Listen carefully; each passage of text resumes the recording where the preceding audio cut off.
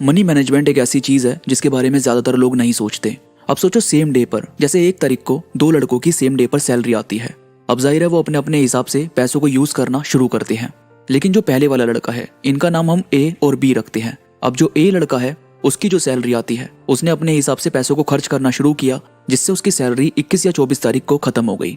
लेकिन जो बी लड़का है, उसने पैसों को जब खर्च करना शुरू किया, उसके बावजूद उसके पास पैसे बचे हुए थे। उसके पास अपना किराया निकालने के बाद भी कुछ पैसे बचे हुए थे जिसे वो सेव कर सकता था। अब जाहिर है दोनों ने अपने अपने हिसाब से पैसों को खर्च किया होगा। किसी ने कुछ सामान खरीदा, किसी ने कुछ सामान नहीं खरीदा। लेकिन ऐसा एक बार नहीं चलता, ऐसा बार बार चलता है। 1 महीने ऐसा हुआ तो अलग बात है, 2nd महीने, 3rd महीने, 4th महीने, ये सब चीजें लगातार चलती रहती है। और जब ए ने बी से इसके बारे में जिक्र किया कि तेरी और मेरी सैलरी सेम डे पर आती है, हम दोनों अपने अपने हिसाब से पैसों को खर्च करते हैं, उसके बावजूद तेरे पास कुछ पैसे बचे रहते हैं जिन्हें तू सेव भी कर लेता है, लेकिन मेरे पास कोई पैसे नहीं बचते, मेरी सैलरी 21-22 तारीख को ही खत्म हो जाती है, तो ये कैसे है? तो बी ने रिप्लाई किया कि यार क्या तू बजट वगैरह बनाकर चलता है? क्या तुझे पता है कि तू जो सामान खरीद रहा है वो तेरे लिए जरूरी है या नहीं है? इसके बारे में ए ने कभी सोचा ही नहीं था। तो ऐसी बहुत सारी चीजें होती हैं जिनके बारे में हम कभी सोचते नहीं है। हम अपने हिसाब से चीजों को इस्तेमाल करना शुरू करते हैं, अपने हिसाब से पैसों को खर्च करना शुरू करते हैं, और उसी के बाद किसी के पास कुछ पैसे बचते हैं, किसी के पास पैसे नहीं बचते। आज हम यही बात करेंगे कि ऐसी कौन सी चीज़ है जिस पर हमें पैसे ज़्यादा खर्च नहीं करने चाहिए, या फिर पैसे अगर हम खर्च कर रहे हैं तो उसे किस तरीके से हमें खर्च करना चाहिए। तो सबसे पहले ज़्यादातर लोग जो चीज़ें करते हैं वो है ज़रूरत से हटकर सामान खरीदना। बहुत सारे लोग पीयर प्रेशर में आकर कुछ चीज़ें खरीद लेते हैं। बहुत सारे लोग लोगों की बातें सुनते हैं या फिर उनके पास कोई चीज़ देखते हैं तो उनका मन हो जाता है उसे खरीदने का। लेकिन ये बात जाननी बहुत ज़रूरी है कि क्या वो चीज़ ज़रूरत में है, क्या उस चीज़ की हमें नीड है, क्या उसे हमें खरीदना चाहिए। आपको सबसे पहली बात तो उस चीज के बारे में देखना चाहिए कि आपको उस चीज की नीड है भी या नहीं। अगर आपको लगता है कि आपको उस चीज की जरूरत है, उससे आपका कोई काम बन सकता है, या फिर उसकी जरूरत है आपकी लाइफ में किसी भी चीज से रिलेटेड, तो आपको उसके बारे में सोचना चाहिए या फिर उसे खरीदना चाहिए।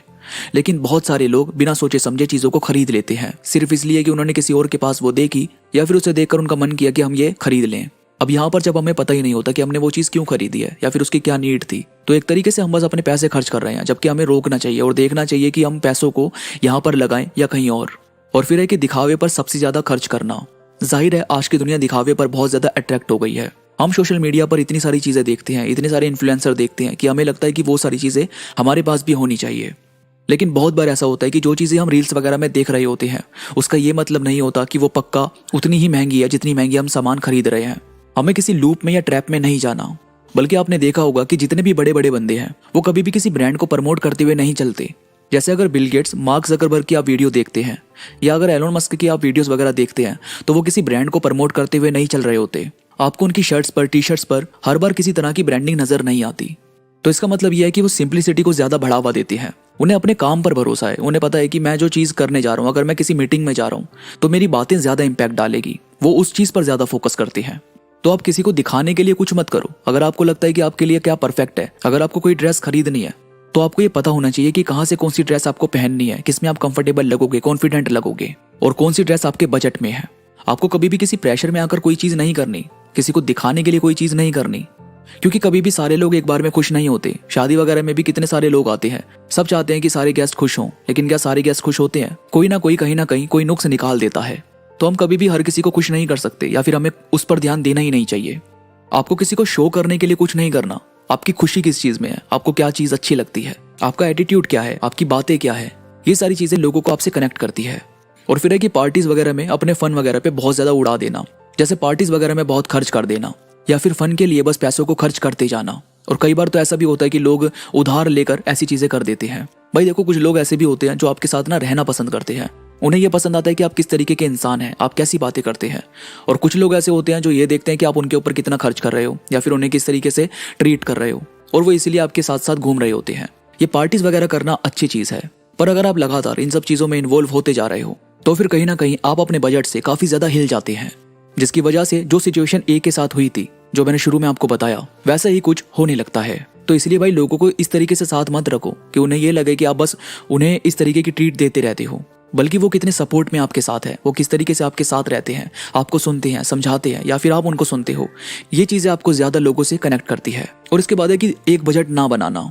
बजट बनाने से ये होता है कि आपको ये पता चल जाता है कि इस महीने आपको कहाँ पर क्या खर्च करना है, क्या चीज लेनी है। जैसे मानो आपको कहीं पर घूमने के लिए जाना है और आपने वो बजट पहले से बनाकर रखा हुआ है, तो इस महीने अगर आप घूमने के लिए भी जाते हो तो भी आपके पास इतनी सेविंग होगी कि आपको वो बहुत ज़्यादा प्रेशर में नहीं पड़ेगा। लेकिन अगर आपने कोई बजट नहीं बनाया हुआ और अगर वो खर्च होता जा रहा है तो फिर प्रॉब्लम आती है। तो इसीलिए आपको एक बजट बना के चलना चाहिए। जैसे इस महीने का क्या बजट है, अगले महीने का क्या बजट है।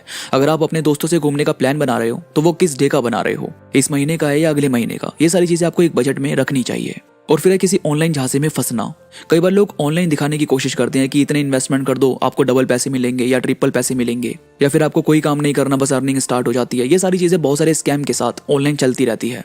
तो आपको ऐसे किसी झांसे में फंसने से पहले उसके बारे में अच्छी जानकारी होनी चाहिए, उसके बारे में जानना परखना चाहिए। उसमें अगर किसी ने इन्वेस्ट किया हुआ है तो उनसे पहले डिस्कस करो इस बारे में कि उनकी अर्निंग स्टार्ट हुई है या नहीं हुई, या वो क्या कर रहे हैं क्या नहीं कर रहे। ऐसे बस ऑनलाइन सुनकर बातों में अपने आप को इन्वॉल्व मत करो, बल्कि उसके बारे में जानो, उसके बारे में जानकारी इकट्ठी करो।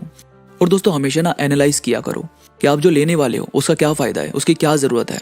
जैसे अगर आप कुछ लेने का प्लान बना रहे हो तो उसके बारे में ना एक नोट पैड में लिखने की कोशिश करो कि आप वो क्यों लेना चाहते हो, उसकी क्या क्या ज़रूरत है, और क्या वही चीज़ें दूसरी चीज़ों से भी हो सकती है। तो मतलब इस तरीके से अगर आप एनालाइज करोगे तो आपको बहुत अच्छी खासी समझ आएगी कि आपको कहाँ पर पैसा खर्च करना है और कहाँ से बचाने हैं।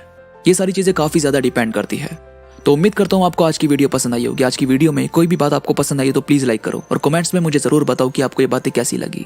इसके साथ ही मेरे साथ इंस्टाग्राम पर अभी कनेक्ट हो जाओ। इंस्टाग्राम पर मैं थॉट्स कोट्स अपलोड करता रहता हूँ जो मुझे यकीन है कि आपको ज़रूर पसंद आएंगे। इंस्टाग्राम का लिंक नीचे डिस्क्रिप्शन में मौजूद है, तो प्लीज़ क्लिक करो और कनेक्ट हो जाओ। तो अभी के लिए बस इतना ही। मैं मिलूंगा आपसे नई वीडियो के साथ, तब तक के लिए धन्यवाद।